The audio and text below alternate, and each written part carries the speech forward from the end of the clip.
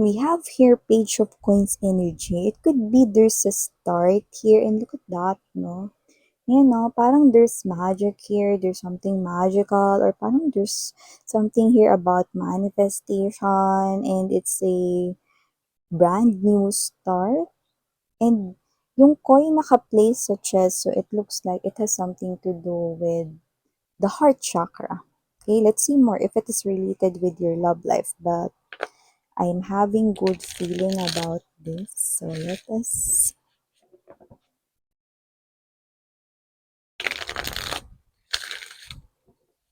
parang it's a start of something new. Something new. Something new. May nakikita ko dito. Okay. So, ramdam na natin agad na wala itong kinalaman sa ex ninyo. Okay. Something new ang ating na feel.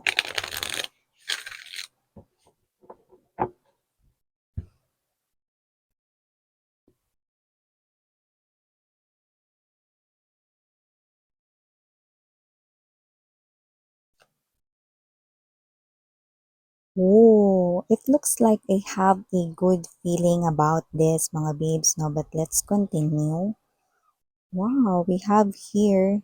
Yeah, this is marriage line here. Okay, that's what I'm picking up because temperance is nandito. This is my bartender and let's see more. Wow, we have the 10 of cups energy and wow, the 10 of coins energy. So we have 10 of cups, 10 of pentacles energy and I just mentioned 10 of wands mga babes no kahit na ito ay 10 of pentacles energy kaya hindi na rin ako magugulat kung sakali mang may lumabas na 10 of wands dito. No? But definitely, this is someone right here destined for you. Okay, we're gonna talk more about this person here because siya ang nire-reveal dito sa inyong reading. And what I'm picking up, this is the person here you'll end up marrying with. So this is the 10 of coins energy. This is someone here who will definitely grows old with you. You know? Okay? I'm seeing two souls, no? Na nakatakda, no, na mag-reunite dito, no? So, you could have many encounters na in your past lives. So, we have here this Five of Pentacles energy. Oh, yeah! See, look at that. We have here the Ten of Wands, no? Yeah. So, kung sino man tong energy na to, hindi na magugulat pero nagulat ako. Natakpan kasi ng thumb ko mga babes, no? 10 of wands ito.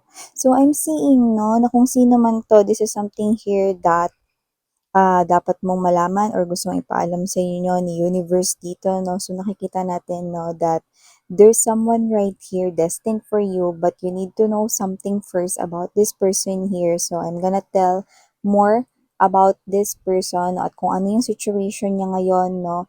Kung nasan ba tong inyong ka-destiny dito, let's find out more. So, we have here this Knight of Pentacles energy and the Four of Cups. Yeah, for a lot of my single people out there, okay? Okay, this reading is more likely meant for you guys. So, we have here this Six of Coins energy, bottom of the deck. Yeah, Moon card, Seven of Pentacles or the Seven of Coins, and Eight of Coins energy. Beautiful energy. So, hi and hello there collective, my name is Yan. Welcome dito sa ating channel. Hi new subscribers at sa ating mga returning tambayers. Thank you sa inyong walang sawang pagtambay and of course kung hindi nyo pa know sa mga babes na mayroon pa po tayong other channel. Link is down below sa ating description box. So if interesado ay click lamang yung link na yan at mariredirect na rin kayo dun sa ating other channel kung saan nag-upload din po tayo araw-araw ng collective readings for all signs. And yes, mga babes, na wala tayong gender dito, pakatandaan ninyo. So, babae, lalaki, LGBT, lahat po welcome. Pwede nyo rin pong i-switch yung mga roles dahil possible talaga magkapalit-palit. Bakit? Kasi isa po itong general reading and at the end of the day, lahat kayo ay may free will. Like, it's up to you if you want to claim the messages and use it as your guidance or not. And please do know na timeless ito. So, ito ay posibleng nangyari na sa iba sa inyo. Pero I doubt it, no? Kasi nakikita ko rito na ito ay nangyayari or mangyayari pa lamang for you guys. So, nakita ko dito that with the star and the temperance, no? This is something here that your heart really wants to hold. This is the type of desire na gustong-gusto mong mapakuha or mapasa kamay, mapakuha, mali yung grammar. So, gustong-gusto mong makuha, no? And this is something here na parang for a lot of my single people, you're asking yourself, meron ba talagang someone for me? Talaga bang meron diyang isang tao na tinatawag nila naka-red string ko? May red string ba ako? Hindi ko kasi nakikita dito. Sila lang nakita.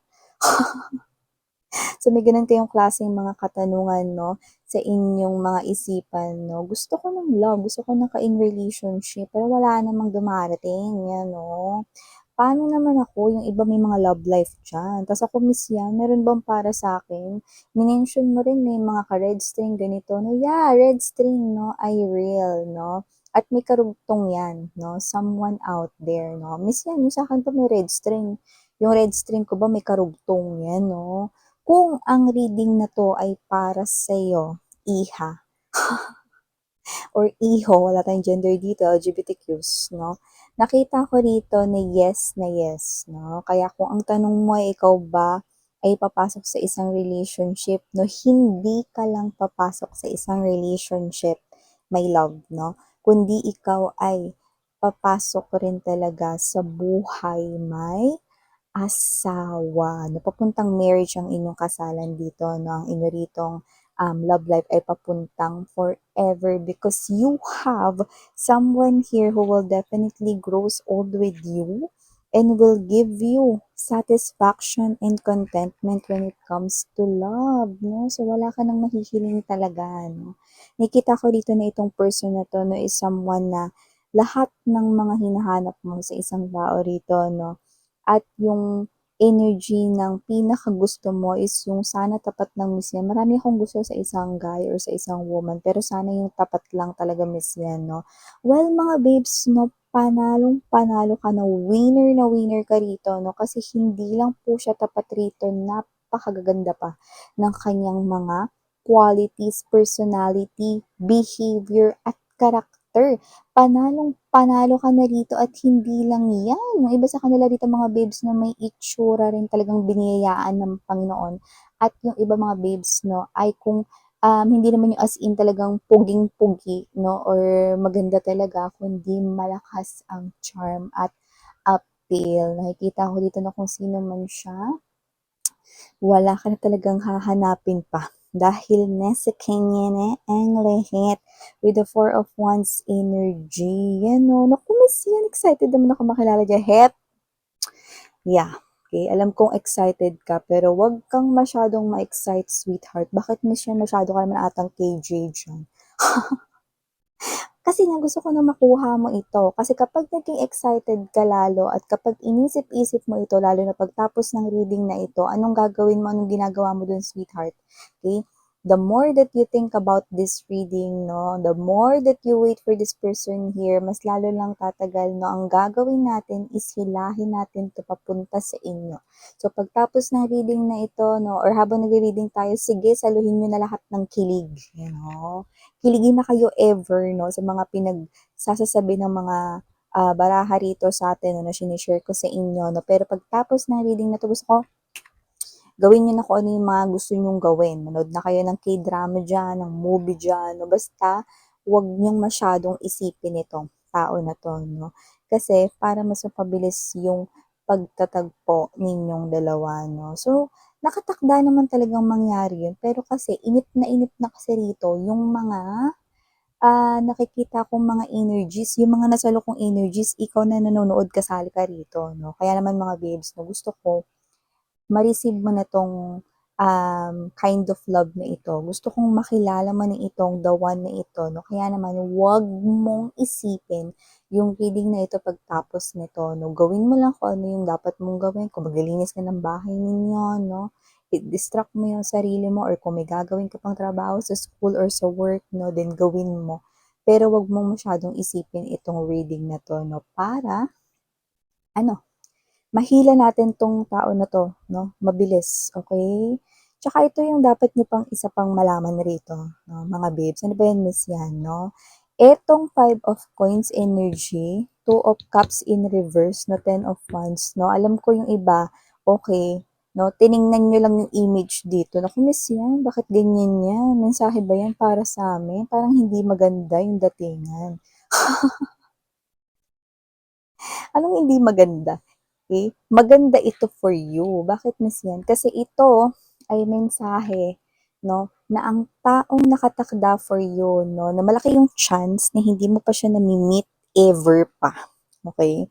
Kasi nasa loob pa siya ng isang relationship ngayon. Yan, no? Kung sino man to nakatakda sa inyo, naka-red string ninyo, no, yung dulo ng red string na nasa pinky finger ninyo, no, ay, okay, meron pang kakonek na iba. So, meron pa siyang kakonek ngayon, mga bibs, no? So, halo-halo ito pero babanggitin ko na. Okay? So, yung iba sa kanila, no, okay pa sila ng kanya ritong karelasyon, boyfriend, girlfriend, no, or kung sino mang kakonek niya rito. Pero, nakatakda na silang magkalabuan. Yan, no? Yun ang nakikita natin dito. At yung iba naman, no, dahil nga mekos-mekos or halo-halo ni energies natin dito, nagkakalabuan na sila rito, no? Well, nakatakda talaga yung mangyari because a cycle, love cycle nila has to end for this person here to be with you, to be with the one destined para sa kanya. At ang taong nakadestined para sa kanya ay syempre ikaw, babe. No, ikaw, na nanonood, na nakatingin yun sa screen, nakikinig sa akin, no? So, para makasama mo siya dito, kailangan matapos ang isang love cycle kung saan nandoon siya. No, you know, I'm seeing, no, habang nagsasalita at dumadaldal ako, no, I'm seeing metamorphosis of a butterfly, no, in my vision, which means this person here is undergoing some kind of transformation, especially in this love life area, particularly ng kanyang buhay, and you are the one destined for him or her. So this love cycle has to end first in order for him or her to be with you. Yan, no? So, talagang nakatakda that they need, no, to go separate ways dito, mga babes, no? Yan. Okay? Kailangan talaga ng separation dito para magkaroon ng pagbubukas, no, ng daanan or portal para makarating itong tao na to sa inyo. Okay? So, after this reading, no, kasi may mga energies rito, no, na sa ngayon ay happy pa or masaya pa silang dalawa, no, kung sino man yung ka-relationship na ngayon, no. Kung gusto ninyo mapabilis na magkalabuan sila, makinig kayo sa akin, di ba? Huwag niyong isipin ito nang sa ganun mapabilis ang pagsasara ng kanila ritong connection. Okay? Yun lamang ang tanging paraan para mas mapabilis natin mahila itong inyong forever papunta sa inyo, no? Basta, isipin nyo ng mga babes, no, na merong someone for you, diba? Na meron kayong someone out there, naka-red string ninyo, karugtong ng red string na nakatali sa inyong pinky swear, no? Meron, no? Kahit gaano pa yan kanipis, hindi yan mapuputol, mga babes, no? Dahil yan ay konektado na bago pa kayo rito, no? Na reincarnate, no? Yes, reincarnation is definitely real. Okay, that's true. Okay, kaya nga sinabi ko sa inyo, baka kayo ay meron ng encounters with S, ha? Kasi posibleng marami na kayong encounters yung soul ninyo, no, in one of your past lives or in your past lives, diba? So, this person right here is someone na nakatakda for you. So, darating at darating talaga yung time na magkakalabuan talaga silang dalawa. So, kahit na yung iba sa kanila ngayon ay masaya at nasa loob ng isang happy relationship, their relationship, no, will be tuk, tuk, tuk, tuk, tuk, tuk, tuk, tuk, tuk. See? Yeah, ako rin po yung sound effects dito. Two of Cups in reverse. They will end up, okay, sa magkaibang pathway. Okay? At ang pathway na dadaanan nitong nakadestin sa inyo ay ang pathway na papunta sa inyo. See that pathway? Tinan mo, ang dami niyang dalang gamit, no? So, wala na talagang balikan ito, no? Tsaka pag lumingon ka dyan, no? 'Di ba? Pag lumingon ka, ang taas galing dulo, no? Papagod ka na agad, titignan mo pa lang. 'Di ba? Kayo nga eh, 'pag nakita ninyo 'no, na ang taas ng hagdanan paakyat ng LRT o kaya MRT, ano ba 'yan? Hindi pa kayo umaakyat, hindi pa kayo humahakbang 'no, pagod na kayo, 'di ba? So this is your person right here.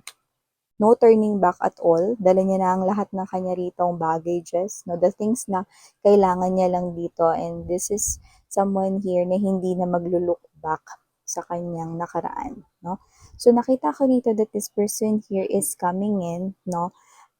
Medyo mabagal yung andar niya papunta sa inyo, kaya nga sinabihan ko na kayo na pagtapos ng reading na to, kung gusto niyong saluhin lahat ng kilig, no, well, habang nakikinig kayo, no, pero pagtapos, kasi may kabagalan yung energy niya, no? So, gusto natin hilahin ito at mapabilis, no? Isipin mo mga babes, no? May kabayo naman dun pero naglakad. 'Di ba? So, kasi naman 'tong energy na 'to, no, gusto kong patakbuhin natin siya, no? Hindi siya pwedeng maglakad ng ganyan, no? We need to turn this Knight of Coins energy into Knight of Swords, ganun kabilis, no?